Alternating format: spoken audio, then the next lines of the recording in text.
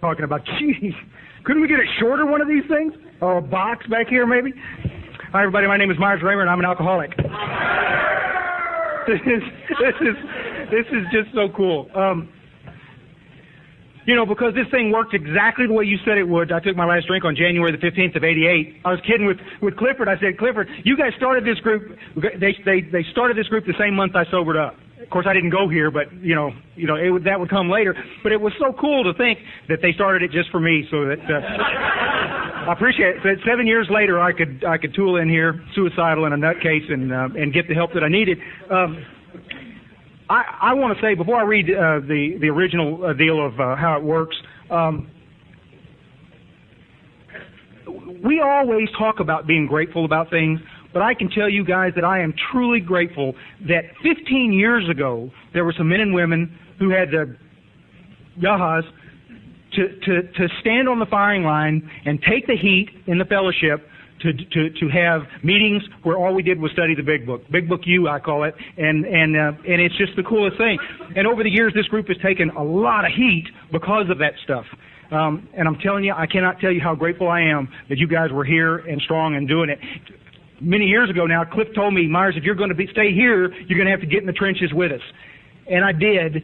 And the cool part about that stuff was that I never realized that you guys, a bunch of you were already in the trenches doing the deal, and I never realized what kind of friendships and what kind of coolness would spring out of that deal. You want to get a fellowship around you that you crave, get in the trenches with a bunch of guys and go carry a message out of this Big Book and see what happens. It's the coolest thing, man.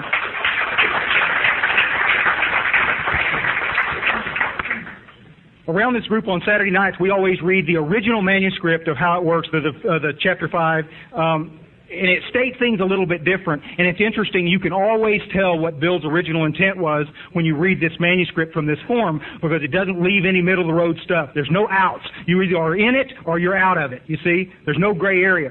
So listen to this. Rarely have we seen a person fail who has thoroughly followed our directions. Those who do not recover are people who cannot or will not completely give themselves to this simple program. Usually men and women who are constitutionally incapable of being honest with themselves. Now, there are such unfortunates. They are not at fault. They seem to have been born that way. They are naturally incapable of grasping and developing a way of life which demands rigorous honesty. Their chances are less than average. There are those, too, who suffer from grave emotional and mental disorders, but many of them do recover if they have the capacity to be honest. Now, our stories disclose in a general way what we used to be like, what happened, and what we are like now. If you've decided you want what we have and are willing to go to any lengths to get it, then you're ready to follow directions. At some of these, you may balk. You may think you can find an easier, softer way. We doubt if you can. With all the earnestness at our command, we beg of you to be fearless and thorough from the very start. Now, some of us have tried to hold on to our old ideas, and the result was nil until we let go absolutely. Remember that we are dealing with alcohol, cunning, baffling, powerful. Without help, it is too much for you. But there is one who has all power. That one is God. You must find him now. Half measures will avail you nothing. You stand at the turning point. Throw yourself under his protection and care with complete abandon. Now, we think you can take it. Here are the steps we took, which are suggested as your program of recovery. I love how he says that. 1, admitted we were powerless over alcohol, that our lives had become unmanageable. 2, came to believe that a power greater than ourselves could restore us to sanity. 3, made a decision to turn our will and our lives over to the care of and direction of God as we understood him. 4, made a searching and fearless moral inventory of ourselves. Admitted to God, to ourselves, and to another human being the exact nature of our wrongs. 6, were entirely willing that God remove all these defects of character. 7, humbly, on our knees, asked him to remove our shortcomings, holding nothing back. Man, why did they change that? 8, made a list of all persons we had harmed and became willing to make complete amends to them all.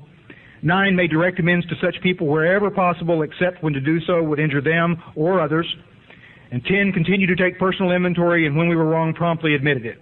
11, we sought through prayer and meditation to improve our contact with God, praying only for knowledge of his will for us and the power to carry that out.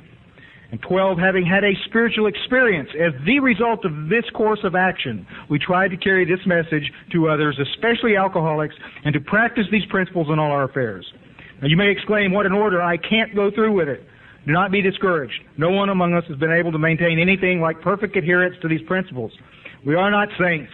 The point is that we are willing to grow along spiritual lines. The principles we have set down are guides to progress. We claim spiritual progress rather than spiritual perfection. Now, our description of the alcoholic, the chapter to the agnostic, and our personal adventures before and after have been designed to sell you three pertinent ideas. A, that you are alcoholic and cannot manage your own life. B, that probably no human power can relieve your alcoholism. And C, that God can and will. And if you're convinced on these vital issues, if you are not convinced on these vital issues, you ought to reread this book to this point or else throw it away. And that's it.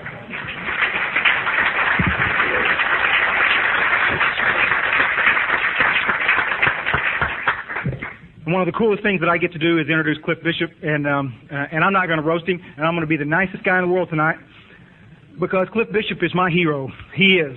And for years now, he's been standing, taking the heat, and doing this stuff. He was doing it a long time before I got here, and I expect he'll be doing it a long time after I'm gone.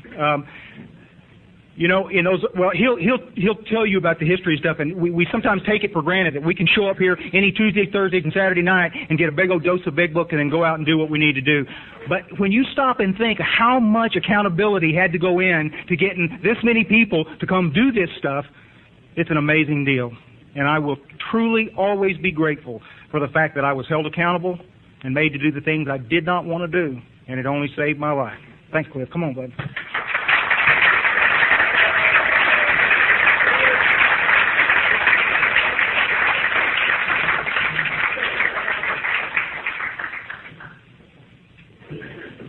You get stiff if you sit too long when you get too old, you know it? Good Lord of mercy, look at this, would you? Well, good evening, all you fellow trudgers. I want to welcome everybody to the celebration of our 15th year of the primary purpose branch of the world's largest lost and found department. Yeah, we used to hear that a lot, and I don't hear much of it anymore, but isn't it the truth? But my name is Cliff Bishop, and I am a real alcoholic. Curse in town, you can tell. Also a serious and very grateful member of Alcoholics Anonymous. And because of a loving God I found through our 12 steps, a loving and lovely Al-Anon wife that's here tonight and sitting through all of this, and God bless her, this is the second day she's been able to get out this year, and she's here for us tonight, and I'm so thankful for that.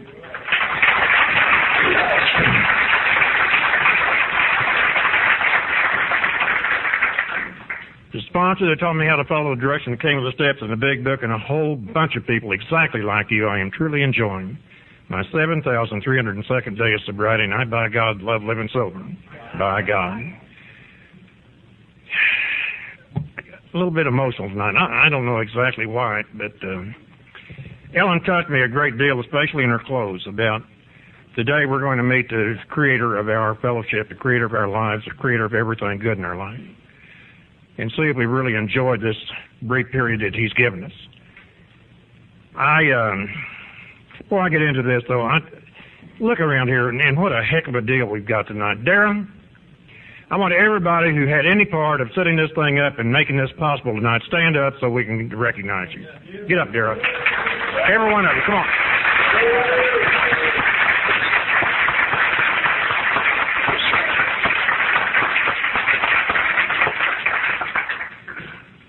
Thank you so much.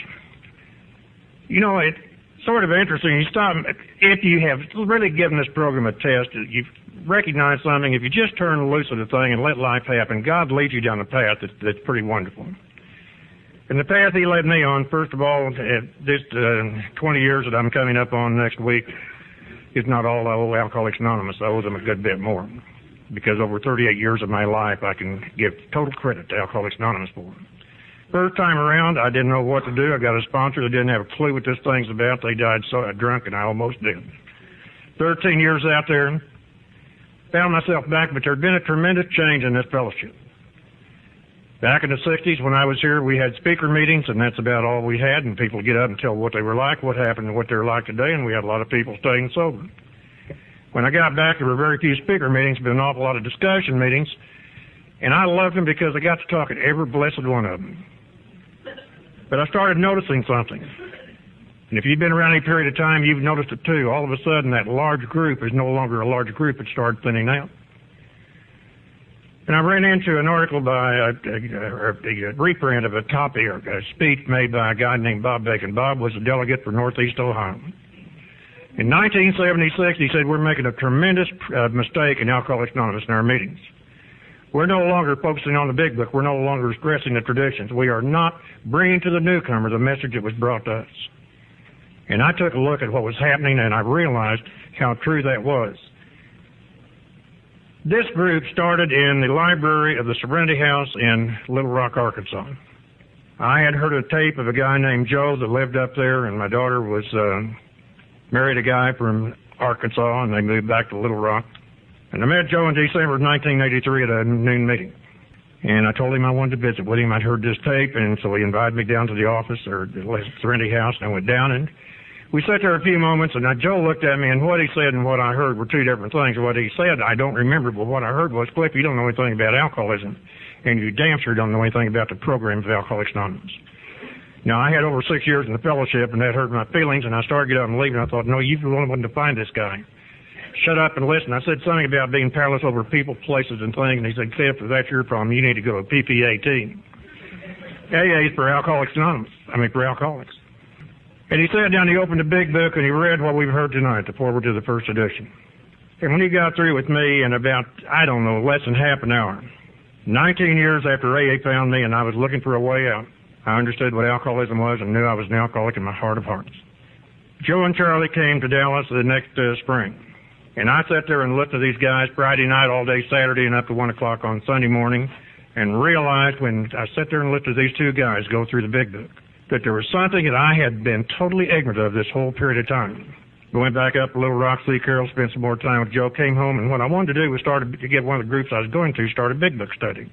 Now, some of the groups had what they called big book studies, but they'd read a paragraph and then they'd talk about whatever they wanted to. It was another form of a discussion meeting. And I wanted something like what I had witnessed up there. We started having meetings at my home. And ultimately, along about 1987, Joe and Charlie were put on their first seminar held in our part of the country in Tulsa. And Joe and Charlie were up in Denton doing the Big Book Comes Alive at the Shalom group, and I went up. And when they got released Sunday morning, I said something, I heard about this seminar, and I said something to Joe. I said, what about this seminar in Tulsa? And he said, well, I'd sure like to see you there. Well, he had become my sponsor at that point, and he said, I'd like for you to do something. I did it. We didn't sit around and discuss it. I just did it. 4 days of the program of Alcoholics Anonymous, the 12 steps, the 12 traditions, the 12 concepts, a real in-depth presentation of the big book. And as I got ready to leave, I said to old Gene Lott, I said, man, I wished I had to wait. It's a shame that I had to come all the way to Tulsa to find out about this. Seems to me that's what we ought to be doing in our meetings. And he said, that's what we do here. And I said, you're kidding. He said, no. That was in November of 87, and I said, can I come up and visit you? In January of 88, I went up during that big ice storm. And Gene took me out to the original West Side group for old Joe Massey. Joe McCoy, I think almost everybody knows.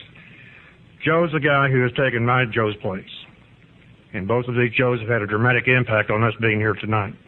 But we went over there, and the ice was on the streets, and there were about 150 young people there. Every one of them was a big book. And they opened the big book, and they read the big book, and they studied the big book. The next day, Gene took me over to his group, the Sobriety Live group, at noon. And most of the kids that showed up during the noon hour had their big book, but that night every one of them did, and again, it was a very large crowd. I came home with my tail on fire. I sat there in Gene's dining area while he was at work and had a little conversation with God. And I said, if it's your will, dear God, I would like to see something like that back home. I need it. Now, this is a selfish program, whether we like to accept it or not. I don't know why you came to Alcoholics Anonymous, but I came to Alcoholics Anonymous to save my ass. What did you come for? And I do what I do today to save my ass, although I learned if I want to do that, I've got to give everything away and a little bit more. But I came back home and I got with my kids, the ones that had been coming over the house and some of the others, and we sent a letter out to some of our good friends, and along about January 26th, as John said, 1988, we had our founders meeting. We had about 60 or 70 people here.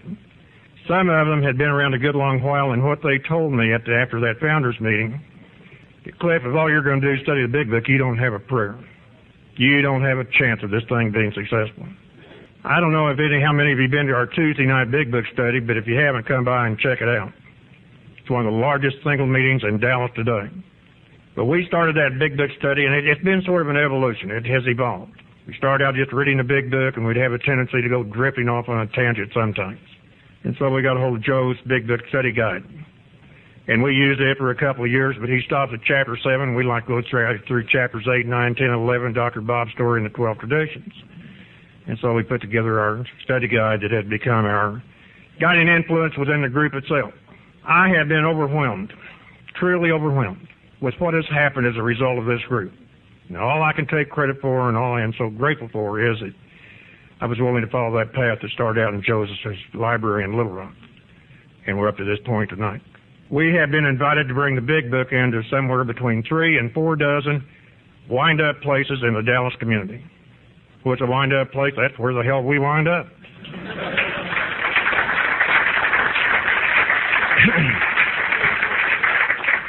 Not in AA meetings, Salvation Army, Souls Harbor, Homeward Bound, Maggie's house, on down the list. And one of my real blessings tonight is a young lady came up and gave me a hug, and she said, "Cliff, I was at Maggie's when you were doing the Big Book over there in 1992. What a blessing." And that's the kind of life that we have been led into. We have been very, very blessed to have some of the most fantastic, wonderful, willing people to show up and become a part of this group. And as a result of that, I've been able to back off and take care of my precious bride and do a little payback there and turn this basic responsibility, getting off our butts and going out and carrying this message to those of you who have been willing to come in here and become a part of what we're about. We've got a speaker that's become almost an annual event around here, and I couldn't be more pleased with it because he's been a big part of our success. And one of the guys that I love dearly, I just think the world of Chris Raymer. Chris showed up here a few years ago. This is an old story, but it's one I love to tell because it's, again, the way God works in our lives if we just give him a chance. But Chris showed up here one night, happened to be on a Thursday night, and for whatever reason, I just happened to remember that back when we had a sharing meeting, we'd pick a topic, and we would share our experience and knowledge on that topic, and that night it happened to be the promises. Now, I didn't know Chris was up here checking us out with a specific thought in mind. He had a brother who was looking for a place to go to maintain his sobriety. Chris didn't say anything. But about 2 weeks later, here he shows up again. The patch is gone. I thought, holy mackerel, if we can get that kind of power in our meeting, we got to have a few more like that. And I found out that Chris had a twin brother that was just as screwed up as he had been before he finally... And for about 2 years around here, Myers was kind of deadwood. He was here. Well, this is a program of rigorous honesty, and we're not going to cut it up tonight. But finally, one night, he finally said, "Okay, damn it, I'll do it," and he did it, and we have not been able to put out the fire since. He learned what this thing was about, and he's been out there. I don't know how many lives have been touched because Chris and Myers does. And also the study guide that we have, it's had such a tremendous influence on so many people and has been the source of other groups being created. Couldn't possibly have happened if Chris hadn't sent Myers to us, because I could sit down and put the thing together on paper. But how do you get in book form? Well, Myers is in the bookbinding business, and so it all became a natural. This may sound a little bit, I don't know what's the word I'm looking for. But the truth of it is, this group is a result of God's action in the lives of a bunch of people. His will is to get back to what we're about. If you've been around very long, you know that Alcoholics Anonymous is in real, real deep trouble. We've gone from a very high success rate of 75 to 90% success in people maintaining long-term sobriety to less than 2%. And the reason is that we have elected to ignore the one thing that has saved the lives of more alcoholics than anything on God's earth, the book Alcoholics Anonymous. Bill said, if you read this thing carefully, you'll come to understand. Unfortunately, most of us don't read it very carefully. But in this group, we study it very carefully. And as a result of that, we've learned what the program is. We put the program to the test. And those who have found themselves greatly rewarded. As Myers said, he found the fellowship that he's craved. I wouldn't even begin to guess, and even wouldn't I know, until it built his ego up too damn much if we ever counted him. But the number of people have come to Myers and said, "Will you be my sponsor?" The ladies who have come to Darren and said, "Will you be my sponsor?" The people who have come to members of our group who have been around any period of time and say, "Will you be my sponsor?" Alcoholics Anonymous group is to be a spiritual entity. And it can only be a spiritual entity to the extent that the members of that group wind up adopting this program as a way of life, a spiritual way of life, and commit themselves to helping others so they can grow spiritually. Chris has been such a primary influence on our group. The message he carries every year he's been up here has been fire and brimstone. Boy, get off your ass and go do it. But also he believes in us enough that when he has a chance, he sends people to us saying, if you really want this thing, here's where you go because you're going to get it straight. I can't tell you what I think of Chris. I really can't tell you what I think of this group of people that God's put in my life. But Chris has been a very positive influence. And I love him dearly. And cut that down. I'm going to go ahead and just tell him how wonderful you are. And then he's going to go screw it up. No, we're deeply indebted to Chris, and I'm so thankful the group decided, the committee decided they wanted Chris up here again this year, and I wanted him up here again this year, and I hope we'll invite him back next year. You see, the thing we love about Chris is you can't find a damn thing to argue with him about in our group. There's a line in the big book on page 17 that says we have a way on which we can absolutely agree and join in brotherly and harmonious action. We're on exactly the same page, the same paragraph, and the same sentence. And Chris, my hero, get your butt up here and let's get us moving tonight.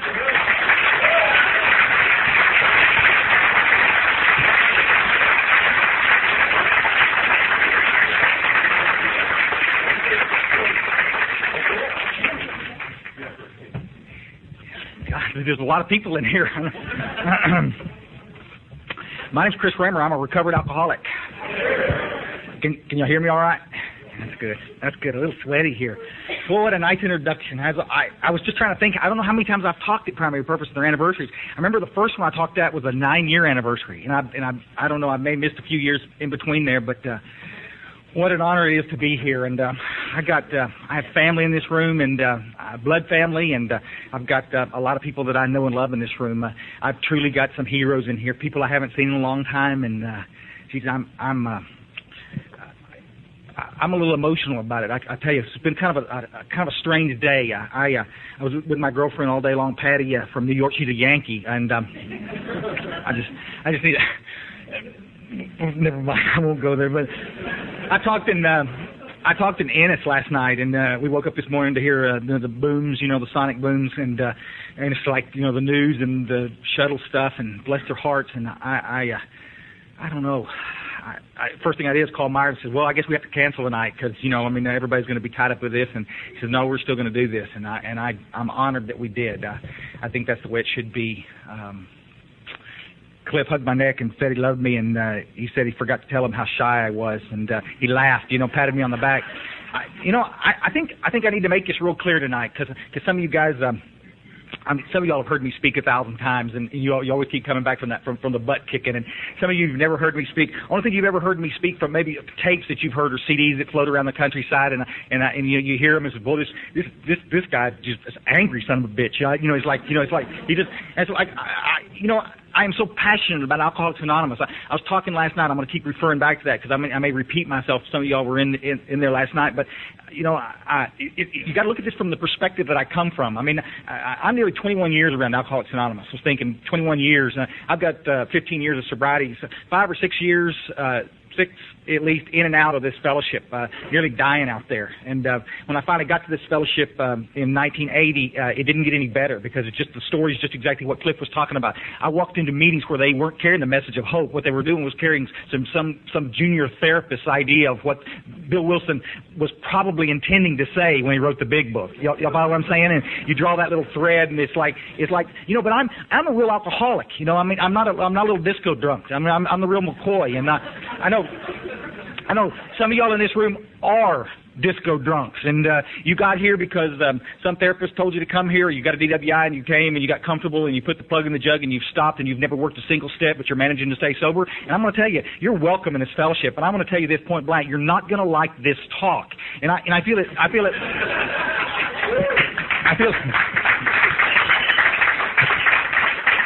I feel that it's just real important for me. I'm going to try to keep this short and sweet because it's going to heat up in here, but I think it's important for me to go. I need to tell you going in the door, I love every one of you in here. I love every one of you in here. And if you're going to a group that carries middle-of-the-road solution, and you like those open discussion meetings, you take your little luncheon and just talk about whatever's bothering you during the day, and you got sober in those meetings and you like those meetings, terrific. I just think they suck. You know, I don't know how to say it. I have watched more good alcoholics die in that crap than I can shake a stick at, and that's the perspective I come from. I nearly died getting the fellowship. I've seen a lot of people stay sober when they finally got connected to the program. You see, and I got to tell you, I do clerical work at a treatment center. Some of you got cats in here I know through that hospital, and I need to tell you that I'm a firm believer in treatment. I'm a firm believer in drying out and getting your feet firmly planted on the ground. But my job in the hospital is to do some statistical work. I call the cats after they leave treatment to check on them and see how they're doing. And y'all have heard me 1,000 times say this. All the cats that leave our hospital and end up coming back into groups like this, Primary Purpose, and other groups in the Metroplex where they carry the message of hope through the big book of Alcoholics Anonymous, they stay sober. And the cats that don't. You see, treatment centers don't fix you. Treatment centers dry you out. Without a daily reprieve, I can't live off the food I had last week. I got to have food today, my spiritual connection. Am I going to be in a room full of men and women that are going to help me on the spiritual path, or am I going to be in a room full of men and women that don't have a clue what this is about? You know, it's the hardest thing, I think, for the newcomer to understand, and maybe some of you family members to understand. You'd think we would all be on the same page. I'll tell you this right now, even in a room like this full of my friends, people who've been around Primary Purpose for years, we're not all on the same page. Because there's a lot of people that do not understand what alcoholism and drug addiction is about. I tell you, if you want to go into a discussion meeting and start some controversy, talking to Kirk, some of the other guys earlier, is you want to stir the pot up. Walk in and introduce yourself just like Cliff and Myers did as a recovered alcoholic. Oh, but Chris, please, you got to understand, we'll always be recovering. You know, I want to puke. I hear it at the hospital where I work. It's one more attempt at somebody sharing their stupid opinions. I think Alcoholics Anonymous would be great if we would just all understand going in the door that when you get here, you're not allowed to share your opinion. There's a lot of places to share your opinions. There's a lot of places to talk about how you think this fellowship ought to be run. You know, but you know when you get here. Gosh, it's just unbelievable. I'm a recovered alcoholic. I'm going to tell you a little bit about my story tonight. I just need to tell you, 15 years ago, when I finally landed in a room full of people that had big books and they understood what the message was and they carried that message of hope to me, 2 weeks after I got to that room, the desire to drink left me, and I recovered from alcoholism.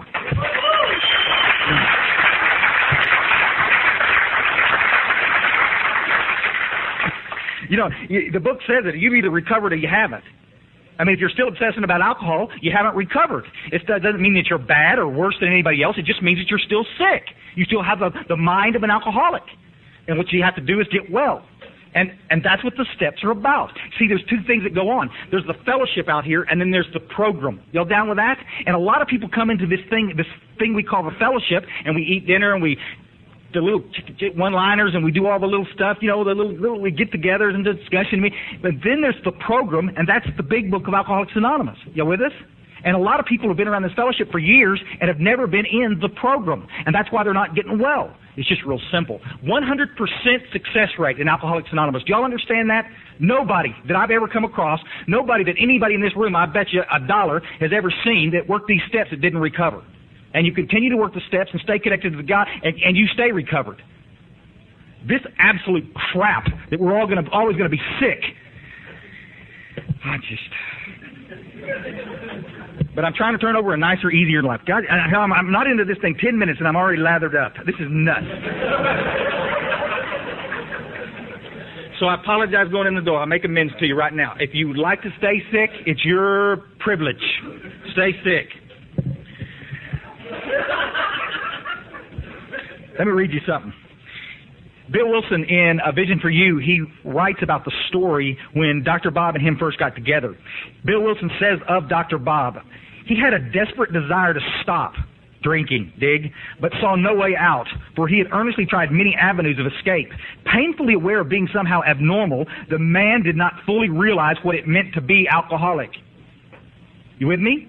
He was an alcoholic, but he didn't understand what it was to be an alcoholic. And that's the biggest problem that we have in Alcoholics Anonymous today. We've got a bunch of people in our fellowships that still don't understand what it is to be an alcoholic.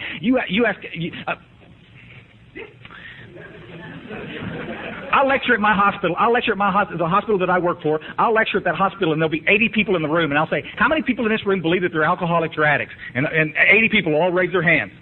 Now listen, there's a bunch of liars in this room. You see, because if you really understood and you really knew what it meant to be an alcoholic, you would never relapse again, because you would have the desperation of a drowning man to get well. You understand it? It's not that they don't know the solution. They know what the solution is. It's the big book of Alcoholics Anonymous. It's Alcoholics Anonymous, the fellowship. But they're not going to do that.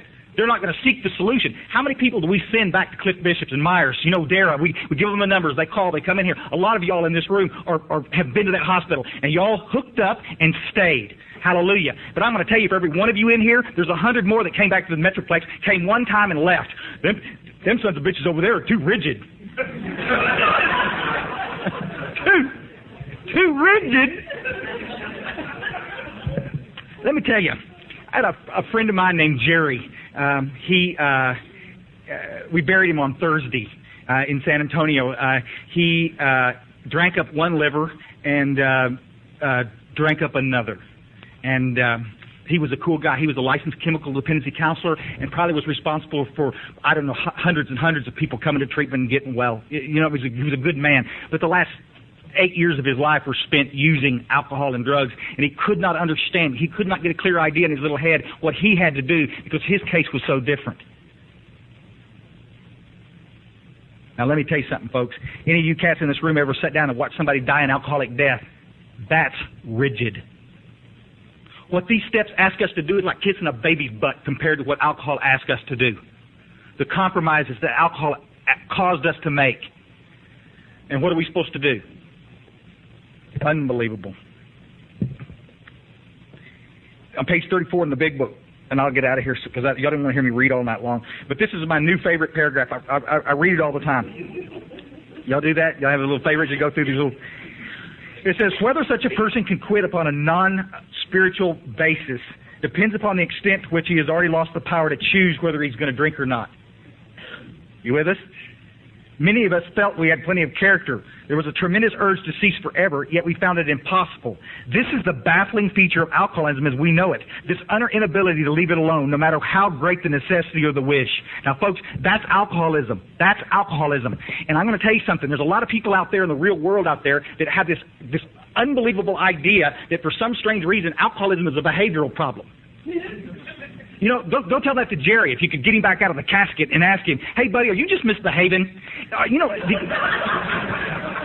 Did you drink out 2 livers because you were mistreated as a child? I mean, is that real? Or do you perhaps have a genetic predisposition to this problem? Are you genetically wired in such a way that you can't choose whether you're going to do it or not?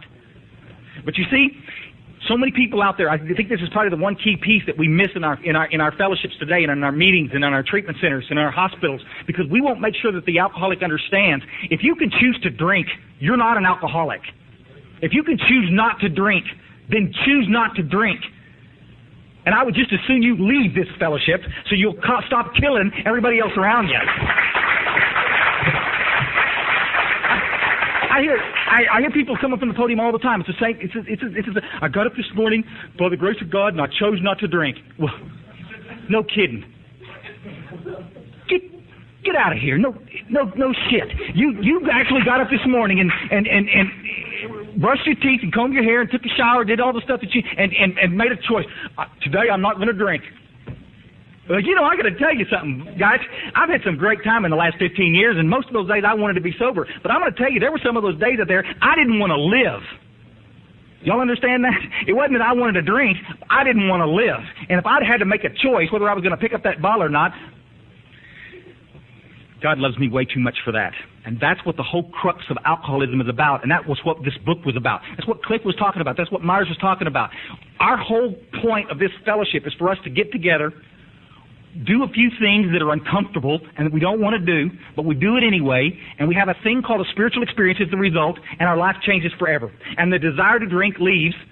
We're placed in a position of neutrality God, is there any better news that we could tell a newcomer than that? Jesus, that's all I wanted to hear when I got to this fellowship. That's all I wanted to hear. 1980, as a result of a little domestic disturbance with my first wife, I ended up in MHMR, and a nice counselor said, Chris, buddy, we can do some therapy with you, but what you're really going to need to do is go to Alcoholics Anonymous because you are drunk, and you got some tough times with this alcohol business. And they sent me to an AA meeting in Denton, Texas. And I went to that AA meeting. We were laughing about it last night. There was these dark stairs walking up these, not just walk up these dark stairs, and I walked in, and there was one little bulb on a lamp back in the, and there was an easy chair and an old crusty somebody sitting in it, reeling back and forth in the crusty chair. And this creak up these old stairs. You know what I'm saying, guys? It was dark, like, and there's no light. And I walked in, my eyes. It's like being in Marfrey's in Houston. You know, you walk in, you got to stand there for a few minutes, so your eyes will get adjusted. And like, what the hell have I walked into? What is this, a seance or what? And I walked in, there's 6 other people in the room with this guy, and they're all, you know, like this, and there ain't a book in the place, and there's no just like this. And they said, sit down. And do I have to? You know, it's like... And I sat down, and I like that, and we started to go around the room, and this little guy talked for about 20 minutes about something. I didn't have a clue what it was about, and this lady says, listen, I have a problem. And she was an Al-Anon, and her husband was drinking, and she wanted to talk about the disease, and she wanted to talk about why. And this guy started sharing some opinions, and, you know, basically, and I'm freaking out. You know, I split. After the meeting, ran down, sat in my pickup truck, finished the other half of the 6-pack that I had before I went to the meeting, and I said, boy, that was an experience I just had up there in that meeting. But you see, I didn't want to drink anymore, and I didn't want to do anything else, and I didn't want to keep getting in trouble, and so I went back to Alcoholics Anonymous. And I spent the next 7 years, another DWI, Myers bailed me out that night, 2 or 3 businesses lost, health compromised, lost that wife, on and on and on. And steady, in and out of Alcoholics Anonymous. Listen to the crap disguised as recovery. Now, if you like those kind of meetings, I apologize. I make my amends now. Go ahead and... You're right, Cliff, we got off the page. We got off the page. Somewhere along the line, we got off the page.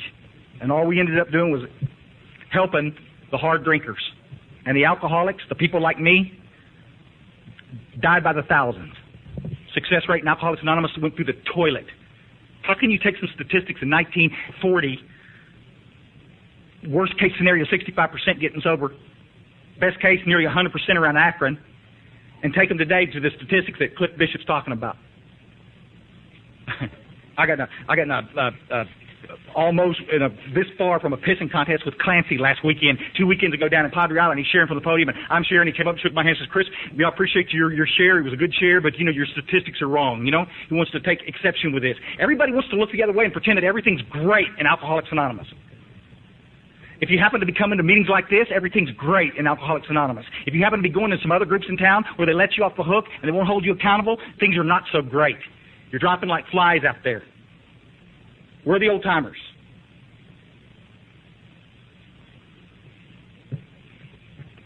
God, it's so frustrating. Have you ever watched little kids hunt Easter eggs?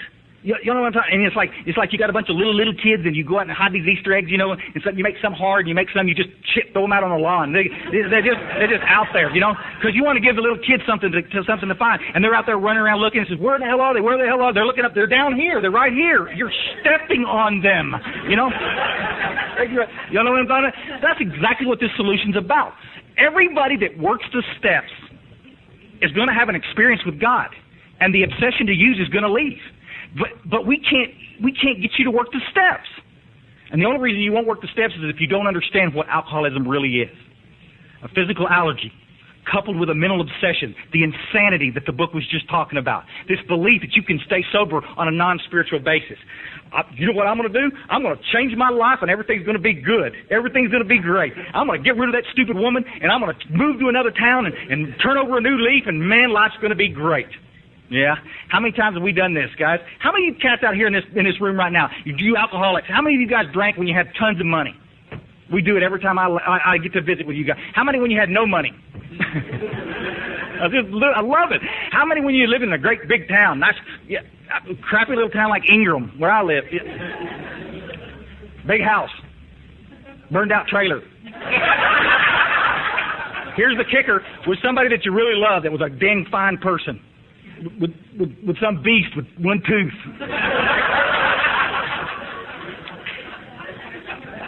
You know, this week I'm going to get to do a deal. I'm going to get to do a little group with a bunch of therapists up there in Kerrville, and it's a real nice gathering of people up there, and a lot of professionals are going to be there. And I'm going to ask them that, because it seems like when we go to these gatherings with all these professionals, that's all they seem to want to talk about. How can you organize your little life over here so you don't have to drink over here? It just doesn't work that way, folks. Because I'm going to tell you something. I'm an organizing fool. And I've changed my life in a heartbeat. Ask Myers. Every time I turned around, I said, Myers, can you help me move? Geez, not again. Jesus. Myers would bring some other girl down. Well, who is this? I mean, this was a different. Change girls, change houses, change cars, change jobs, change. What am I running from? What am I trying to... This internal condition. The third piece of our disease is the spiritual malady. The internal... Guys, it's the most terrible place to be on earth. Day in, day out, night in, night out. This internal discomfort stays with me. And that's alcoholism. And you'll die from it whether you're drinking or whether you're sober. A lot of you guys in here know exactly what I'm talking about. You put the alcohol and drugs away from Chris Raymer, I get worse, not better. Can y'all get down with that? Some of you nice Al-Anons in here, you've seen this when we were dry. Not sober. We're dry, I mean, we'll drive you nuts. We'll wear you out because nothing's good enough. You've got to do something to make me happy. Unbelievable. The internal condition is what gets you. And then we know how to treat it, but nobody wants to do it. I'll go ahead and just say it right now. Nobody wants to talk about the God thing because you can't charge for it.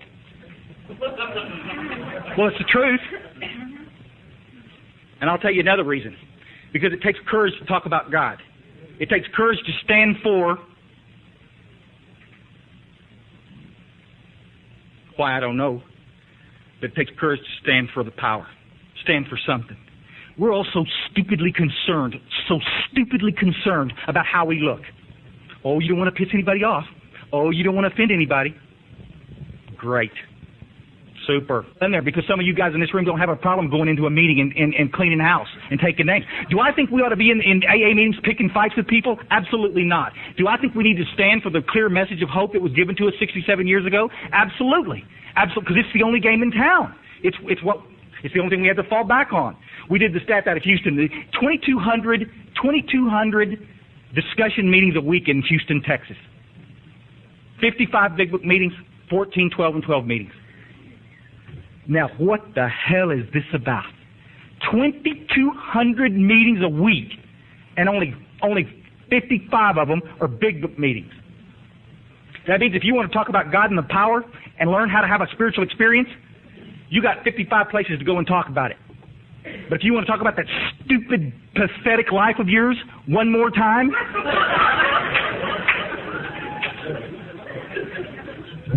And this, guys, I'm going to tell you, 2 weeks from now I'll be in Canada. A few weeks later I'll be in New York talking. And it's like it doesn't matter. It doesn't make jack where I speak. When I start talking about this, you can see the faces and they're grinding. Well, he had me there for a while. I thought he was pretty good until he started talking about that wine in the meetings and stuff. I mean, AA, that's what it's for us to go share our problems. That's where we're off the page. Alcoholics Anonymous was never intended to be a dumping ground for your problems. And you're disguising. You're calling it sharing. I call it dumping. And I got to tell you something. The alcoholic that's in the room and he's been drinking and he's hurting and he wants some hope, you know what he calls it? Boring.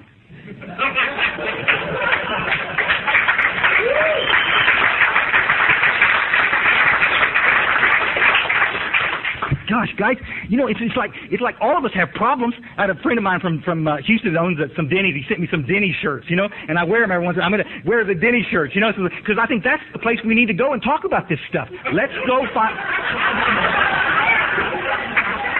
We've laughed about this 1,000 times. I've talked about it on tapes before. We ought to all get together. That's what we did when I got sober in 1987. Those old-timers got around me and they said, buddy, we ain't talking about her anymore. We ain't talking about the car insurance. We're not talking about the job. We're not talking about Jack. What we're going to talk about is God and the steps. Oh, you're not connected to God? Oh, you're not working the steps? Guess what? You got nothing to say.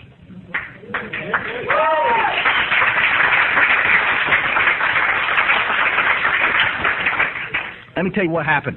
In 1987, 7, I was working for Myers. Thank God he hired me. I couldn't cook anymore. My hands shook so bad. I was a chef for years, and I was, a little jittery with the knives, don't you know? And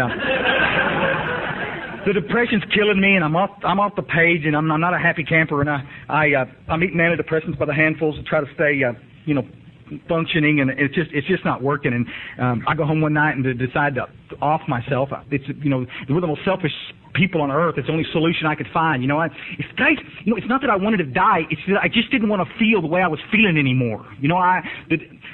Alcoholism is progressive, and there was a day when alcohol worked, and it's like alcohol is good, guys. We drink it for the effect. I'm down with that. But after a period of time, the alcohol stops working, and it stops treating that internal condition, and I'm drinking, and the depression didn't leave. It's staying with me now, and I'm not happy, joyous, and free anymore. If the shit was still working, I'd still be using it. I'd be doing it, but it stopped, and now I'm in trouble. And, I want to do good at work, and I'm not doing good at work, and I want to be happy, and I'm not happy. And it seemed like the thing to do, just like so many of us. I wanted to die. I'm going to tell you something right now, guys. There's some of you in this room right now that are in that spot, and I'm here to tell you. I want you to listen to what I'm saying, because I understand what you're going through, and there's a bunch of people in this room understand, and that's why we take this thing so serious. We laugh a lot, but there's a way out. It's called God's grace. Now, my job is to get connected to that power. Now, how can I do that? And that's what the page we were talking about, page 17. It's a common solution. Some of you guys have been through the ringer. It's high time you got connected to some power. I boarded that suicide attempt that night. I'll never forget that night as long as I live. I don't talk about it much. I hit it real superficially. I hit it superficially on tapes. I hit it superficially in groups when I'm talking. It was just a scary damn night. It was just a scary night. It was no different than any other night, except the depression was killing me, and I was done. And I had a twin brother that I loved and a family, and it was just. I aborted the attempt. I made myself sick, and I threw the pills up. I believe I heard God say, "Don't do it. Go back to AA." Don't know what I heard. I heard, "Go back to AA." And the next day, I went back. I had a guy that did a 12-step call on me one night after a blackout, and he picked me up over here in Grapevine, and he called me over to Louisville Group, and he said, "Chris, you want to go in?" And I said, "No, I don't. I'm not dressed right." And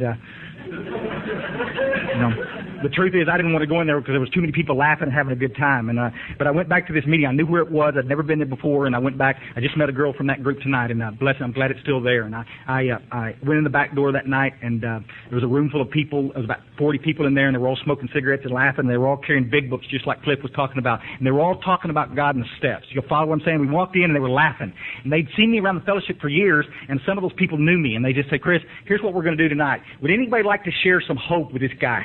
Would anybody like to share what God has done for you?" With me? Now, y'all are going to think I'm making this up, because, every first step meeting I ever went to, the first thing they did was start with a stupid-ass war stories. They didn't do that to me tonight. There's a line in the book, in Bill's story, and it talks about Eddie doing the 12-step call on Bill, and he says, "Never mind the musty past. Here stood a man," I know, really, it's God. "Here's that a man shouting great tidings." And that's exactly what these people did to me. They didn't sit around and tell any stupid war stories. Guys, I don't know why we do that in our AA meetings. There's one place for your stupid war story, and it's in a 12-step call. Once the cat comes in the door, we've got him. You with us?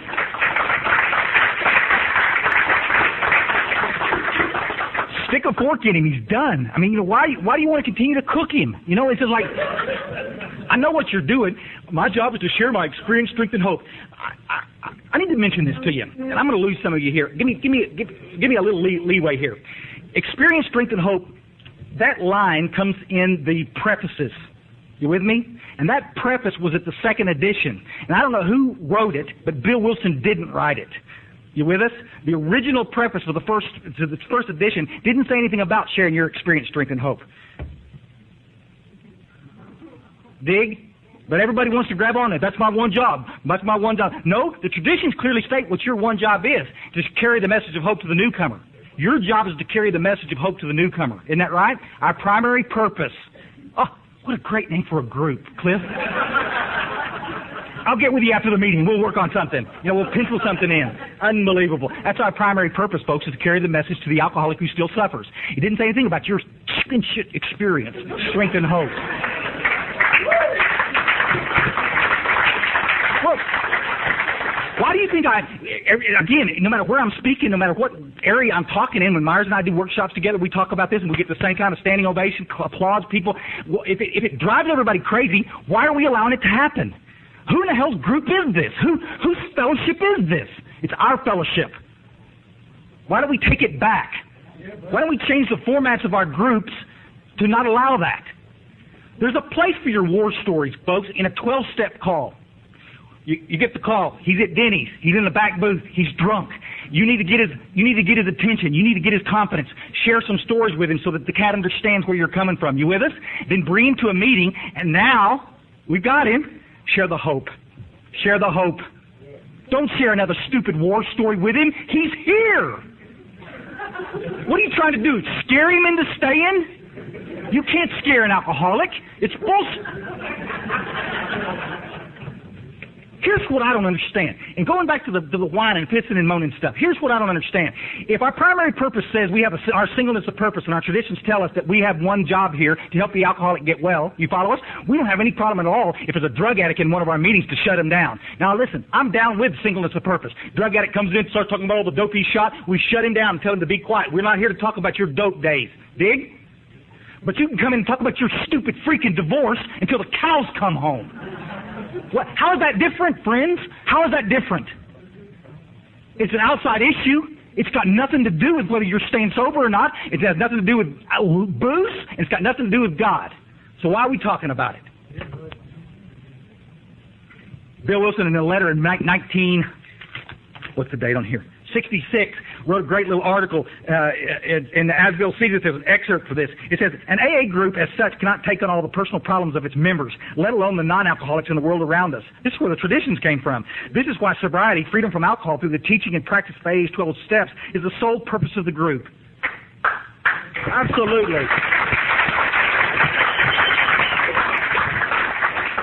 Why are we drinking? If you're drinking because of those problems, you're not one of us.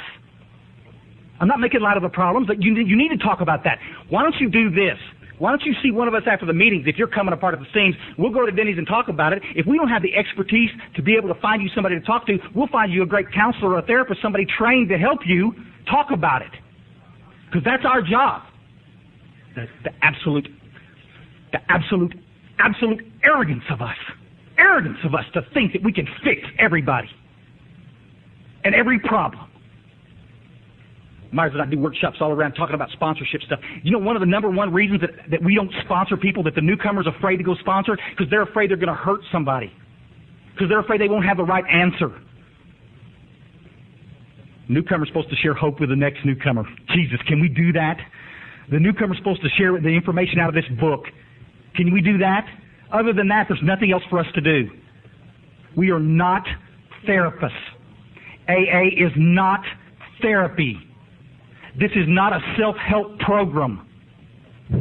If you're using it as that, please go away. Myers just read how it works. The ABCs, what did it say, please? That no human power could fix what's wrong with me. Ain't that right? Who I got to do is get connected to God. Ain't that something? Ain't that something? Jesus.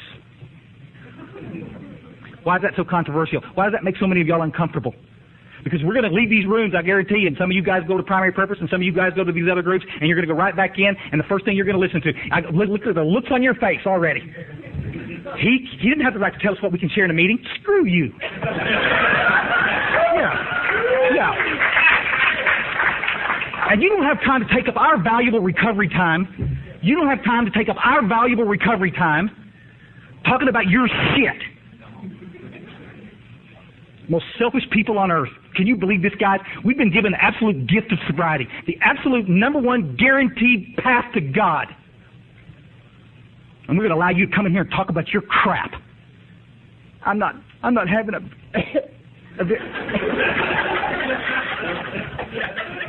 I'm not having a very good day. No kidding. Next. Because see, guys, we don't have a problem getting these cats to Alcoholics Anonymous. We don't have any problem getting people to Alcoholics Anonymous. They don't have any problem getting cats to Cocaine Anonymous or Narcotics Anonymous. You know what we have a problem doing? We have a huge problem getting people to stay once they get to this fellowship. Because they can't stand it. They cannot stand listening to the whining. They cannot stand listening to the stupid war stories. The two things that we are not supposed to do in our meetings. Where's the hope? Where's the hope? Jesus, in 1987, when I walked back in that room, the little girl grabbed hold of me, set me down in a chair, and they said, "Sit down, buddy. You're not going nowhere." She called me cowboy. I'll never forget. Her name was Denise.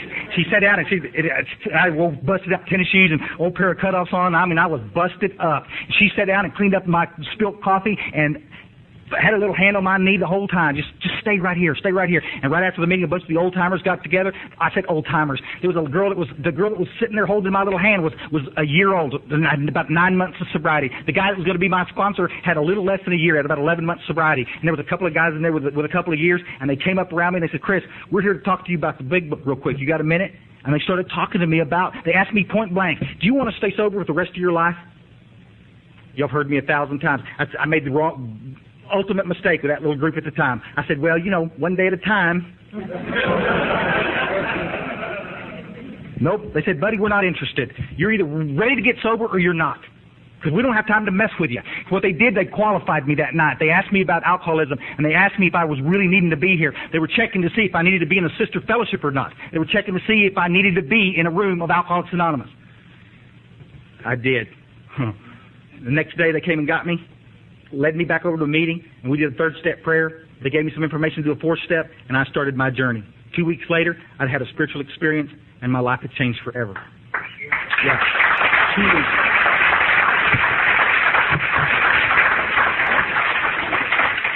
2 weeks. 2 weeks. 2 weeks. During those 2 weeks, real quick, and I'll let you guys go. 2 weeks, I'm sitting there in that meeting, and the first thing they had me do, I'll never forget. I came in on a Friday. Y'all with me? And I did a Thursday prayer on a Saturday. And then Sunday night at 6 o'clock, I'm sitting there and they said, "Chris, we need somebody to answer the phones." I said, you need to get somebody else to answer your stupid phones. I said, "I'm sitting in this room detoxing. I don't have time to mess with this. What's this phone business?" There's a payphone against the wall. Some of y'all remember in Louisville group, there was a payphone and a little couch sitting underneath it, and there was a meeting schedules on the wall next to it. It says, "Chris, if the phone rings, answer it and help somebody get a meeting schedule." That's all we're asking you to do. We're not asking you to go out and save any lives or run into any burning buildings or anything. We're just asking you to answer the stupid phone. I'll never forget.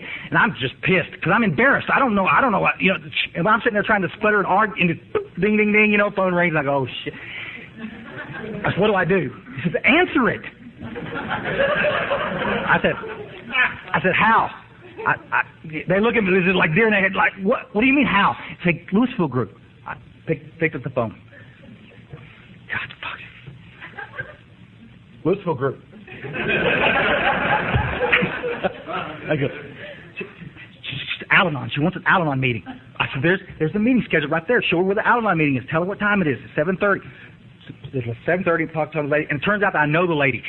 Myers' next door neighbor. It's this lady that this cat's married to, and he's been drinking forever. Anyways, I know this lady. Says, "Hey, I know you." I said, "I'm not doing anything tonight. I'll meet you out front. You just look for me." She'd recognize the patch, and "You look for me, and I'll flag you down, and you come in, and I'll blah blah blah." You with me? And I did that night. I'm going to tell you, the minute I hung up that phone, though, there was a little bit different in my demeanor, And anybody else from that time on would go near that phone. I mean, for months, they finally had to pry that job away from me. I mean? The phone would ring, ding, ding, ding. Somebody would start going for it. And I said, no, hey, no.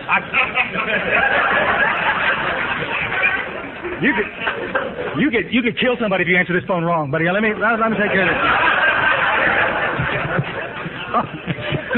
Because all of a sudden, what I'm doing, what's different is I'm not talking about your fellowship anymore. I'm talking about my fellowship. And I'm not talking about your group anymore. I'm talking about my group. It becomes quite personal when you start participating. Some of you guys, you've been around the fellowship for years, and all you still are is participants. You're out there on the side just watching. Come on. Get close. If there's something going weird in your group, change it. It's your responsibility. Don't wait for the old-timer to do it. They're busy doing some other things. You dig? I'll tell you what else may be happening. Maybe they're just plumb wore out, fighting the battle themselves. Maybe it's time for some of us little new coots to get in the trenches with the rest of these cats and start taking some responsibility. Yeah.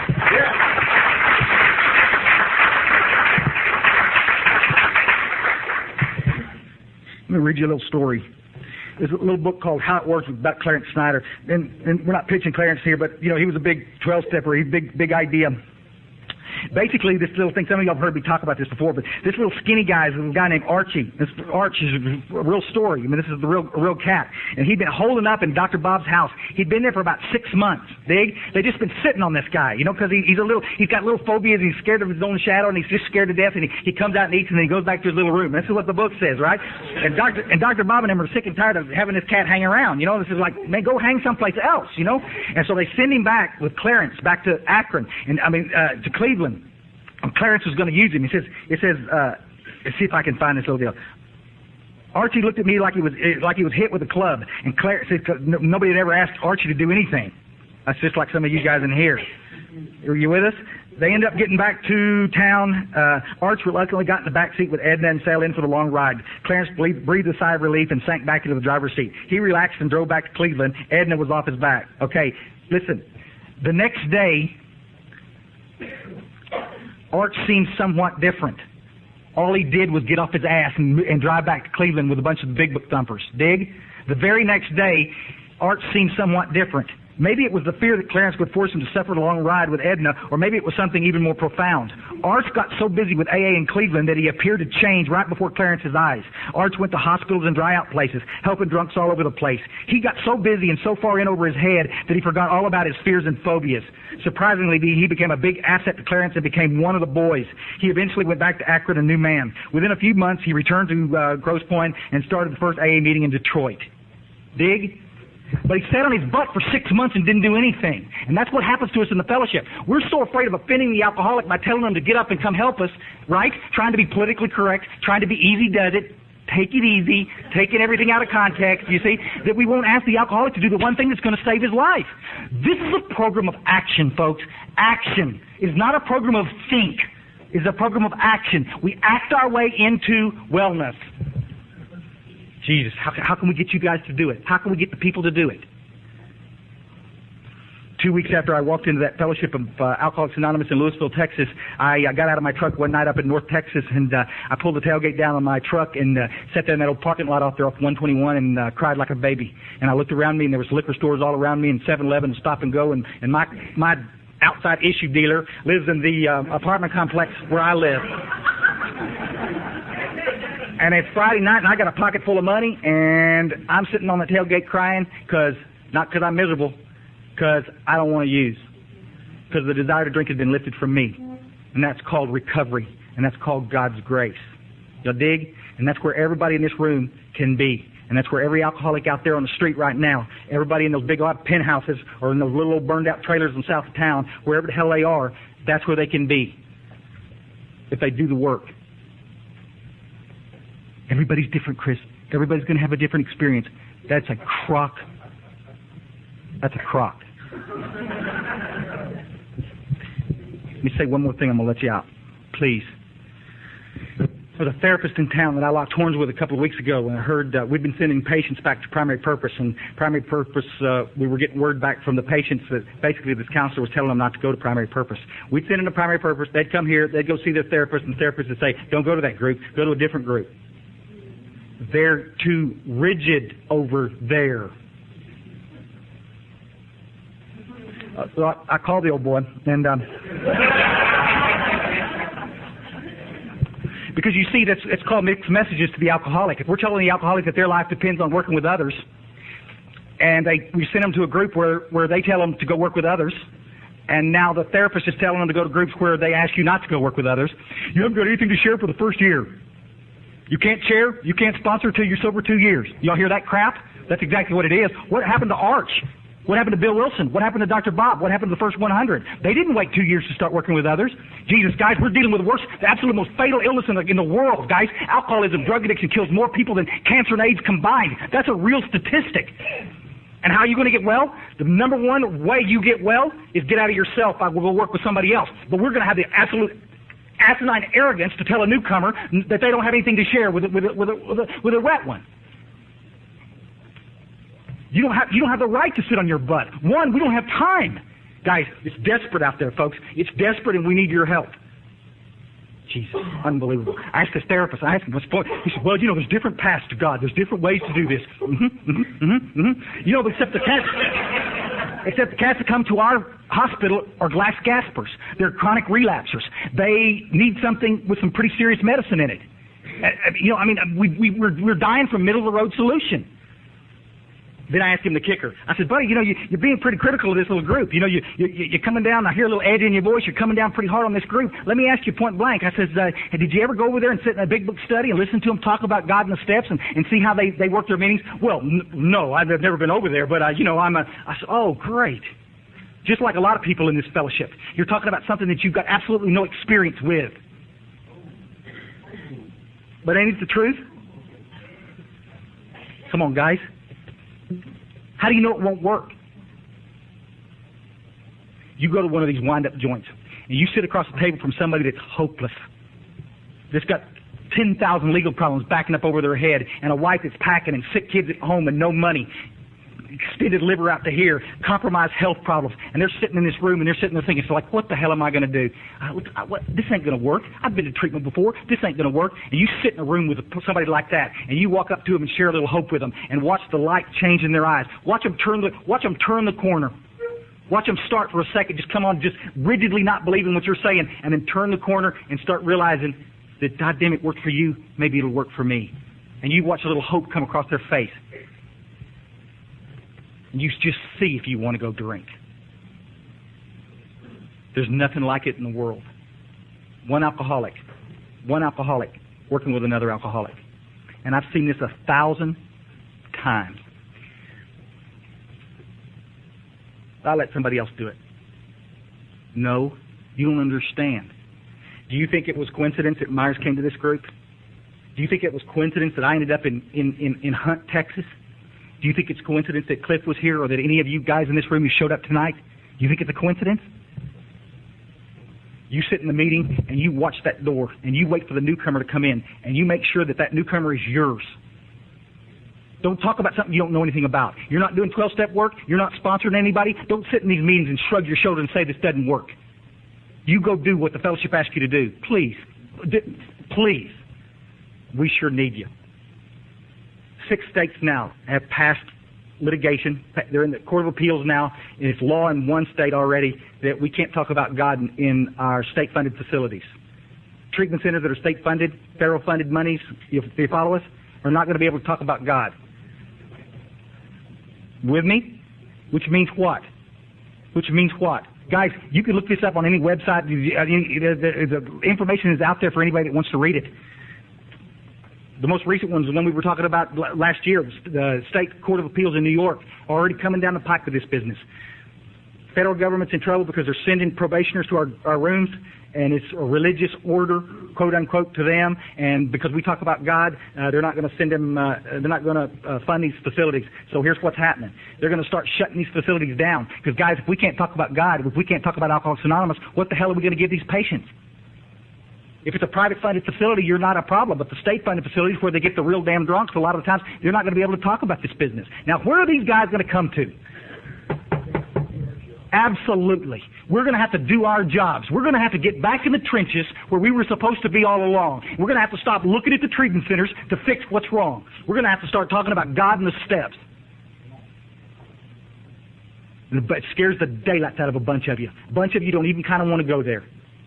Because you're going to actually have to get up off your ass and stop talking about your pathetic little life and actually do the work. And that's a scary thing, isn't it? But I'm going to tell you guys, I'm going to tell you to shut up and get out. That's the absolute greatest gift. That's the greatest gift that I can give anybody in this room is the privilege and the chance to participate in somebody else's recovery. You think you haven't got anything to share? Let me tell you something, buddy. When that newcomer comes in, you grab him around the little neck, show him where the bathroom is, get him a cup of coffee, and talk to him about God and stuff. Tell him about how your life has changed. It takes my breath away to watch and see what happens. This is what Bill Wilson said. Back into As Bill Sees It, this little booklet. It says, AA in 2 words. I think Cliff sent this to me years ago. All AA progress can be reckoned in terms of just 2 words, humility and responsibility. Our whole spiritual development can be accurately measured by our degree of adherence to these magnificent standards. It is by them that we will be enabled to find and to do God's will. Humility, humbly understand what your job is in AA. Your job at AA is not to bring the problems. Your job is to bring the solution. You with us? And responsibility. If you've got a meeting that's going south, turn it around. You got somebody in the meeting that's pontificating and talking too long like I am now, shut them up. If you've got meetings where people are using them as dumping grounds, change the formats, please. Return them to literature-based meetings so that we can start hearing some solutions in our fellowships. We need every single one of you in our fellowships. You with us? I'm so honored to be here. I love you very much. See you. Thanks.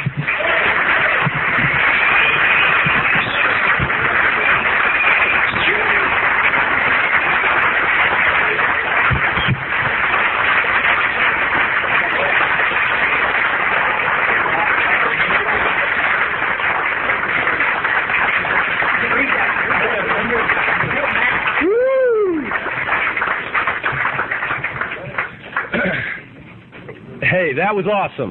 That was awesome. And on behalf of everybody here, I want to thank Chris for being up here and sharing his message, sharing the message. And at his request, I'm going to wait till we pass the basket, so I'll go ahead and do my deal. Afterwards, we're having an inner child workshop, so if you're wounded and your feelings are hurt, stick by. Dr. Phil's coming by. It'll be great. It'll be great. Our book is meant to be suggestive only. We realize we know only a little. God will constantly disclose more to you and to us. Ask Him in your morning meditation what you can do each day for the man who is still sick. The answers will come if your own house is in order. But you obviously cannot transmit something you haven't got. See to it that your relationship with Him is right, and great events will come to pass for you and for countless others. This is the great fact for us. Abandon yourself to God as you understand God. Admit your faults to Him and to your fellows. Clear away the wreckage of your past. Give freely of what you find and join us. We shall be with you in the fellowship of the Spirit, and you will surely meet some of us as you trudge the road of happy destiny. May God bless you and keep you until then. Big book, the textbook, page 164. If you'd like to become a member of our group, please take one of the white envelopes from the basket when it comes around. If you're already a member and you have had a change in your phone number, address, or sobriety date, take the white card and update your information. Return the card to me. Our seventh tradition states that each group ought to be self-supporting through their own contributions.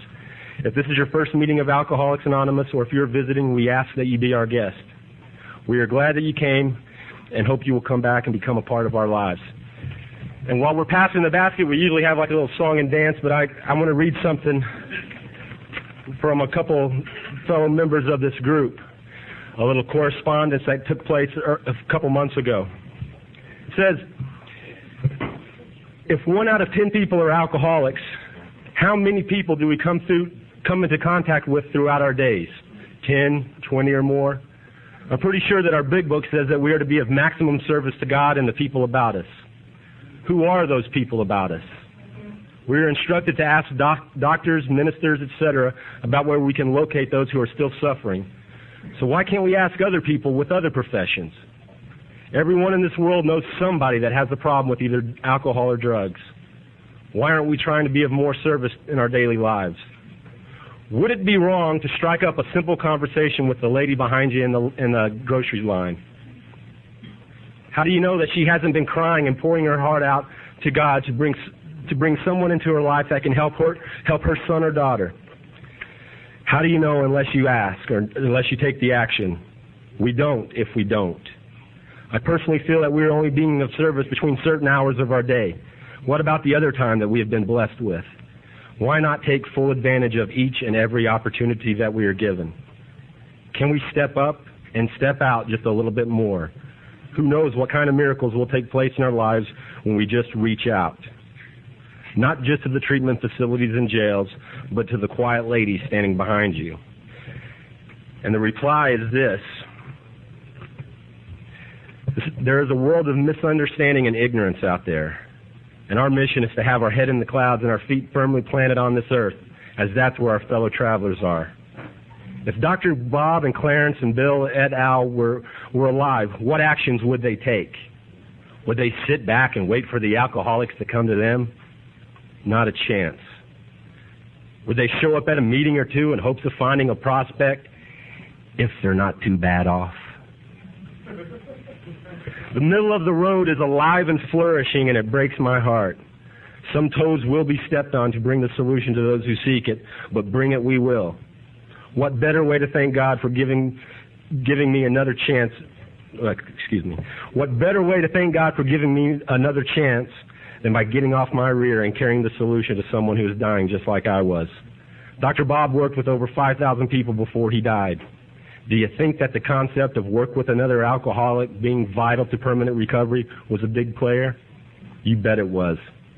Think of the healing in our own lives and the joy and hope that is brought to our families, friends, etc. as a result of relying on God and practicing these principles. What if the following excerpt from Bill's story held true today? All of us spend much of our spare time. I'm going to repeat that. All of us spend much of our spare time doing this sort of thing. A few of us are fortunate enough to be so situated that we can give nearly all of their time to the work. If we keep on the way we are going, there is little doubt that much good will result, but the surface of the problem would hardly be scratched. Those of us who live in large cities are overcome by the reflection that close by, hundreds are dropping into oblivion every day. Many could recover if they had the opportunity we have enjoyed. How then shall we present that which has been so freely given us? The textbook, page 19. It ends like this. A paraphrase from the textbook, page 129. I plan on going to the mine today, armed with my pick and God in my heart.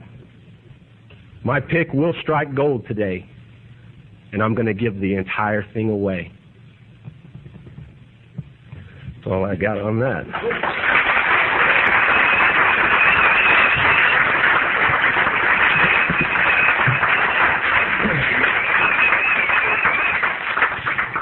It is the practice of the primary purpose group to offer desired chip to anyone who has a desire to stop drinking. This chip indicates a desire to never drink again, one day at a time. Would anyone like to begin their journey tonight? This is a good place to get a desire chip, I'm telling you. All right, our announcements are, our regularly scheduled meetings are at 7:30 on Tuesdays, Thursdays, and Saturdays, 7:30 p.m. Open Big Book study on Tuesday, Big Books and the Steps and Tradition study on Thursdays. The first Saturday of every month, we celebrate birthdays and have an eat and meet. The remainder of the month, we dedicate to a step speaker, and in the month of February, it will be Scott Weisenbaker. All right. This is a great place to meet people who are doing the deal, working on the firing line, and a great place to hear what this program has to offer. Al-Anon meets Monday and Friday at 12 noon and Thursdays at 7:30 p.m. We've got a lot of people on our prayer list. I don't have the prayer list in front of me. That's my bad. I'd like to thank Ellen and Chris for being here tonight. And let's give them another hand right here.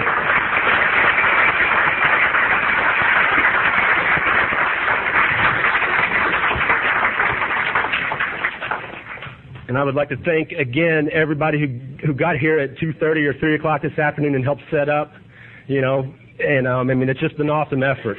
And every time we do this, we're always stressed about who's going to do it, how we're going to do it. It always works. God is good to us, It's so great.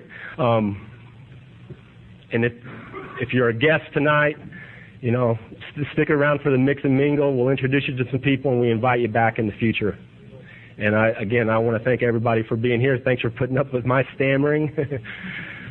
Oh, my God.